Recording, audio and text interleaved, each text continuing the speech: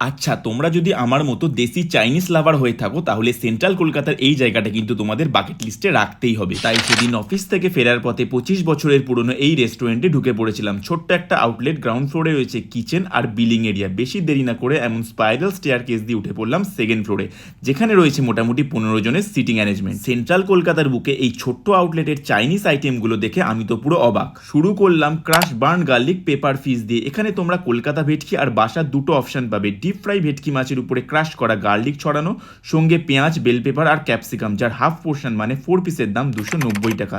বিশ্বাস করো, খেতে টপ নচ ছিল। মেন কোর্সে ট্রাই করলাম লিফু মিক্সড রাইস, নিয়েছিলাম হাফ পোর্শন, দাম 240 টাকা। এই রাইসে দেওয়া হয় পালং শাক, পুদিনা পাতা আর লেবু পাতার একটা মিক্সচার, আর রাইসে চিকেন চাংস, এগ, প্রনে পুরো ভর্তি। আর এটা দুজনের জন্য এনাফ, আর খেতে ভীষণ ফ্লেভারফুল। সাথে নিয়েছিলাম ডেভিলস চিকেন, যার 4 পিসের দাম ছিল 210 টাকা। ওনাদের নিজস্ব হ্যান্ডমেড সস আর কিছু সিক্রেট ইনগ্রেডিয়েন্টস দিয়ে তৈরি করা এই ডেভিলস চিকেন ছিল বেশ স্পাইসি, আর চিকেনগুলো ছিল ভীষণ ক্রিস্পি আর জুসি। সিরিয়াসলি লিফু রাইসের সঙ্গে খেতে জাস্ট অসাধারণ লাগছিল। জায়গাটা হলো ক্রিস্টাল চিমনি রেস্টুরেন্ট, যেটা আছে চাঁদনি চকের ইমলের ঠিক অপোজিটে। আর তোমরা কারা কারা এখানকার চাইনিজ ফুড ট্রাই করেছো আর কেমন লেগেছে অবশ্যই কিন্তু কমেন্টে জানিও।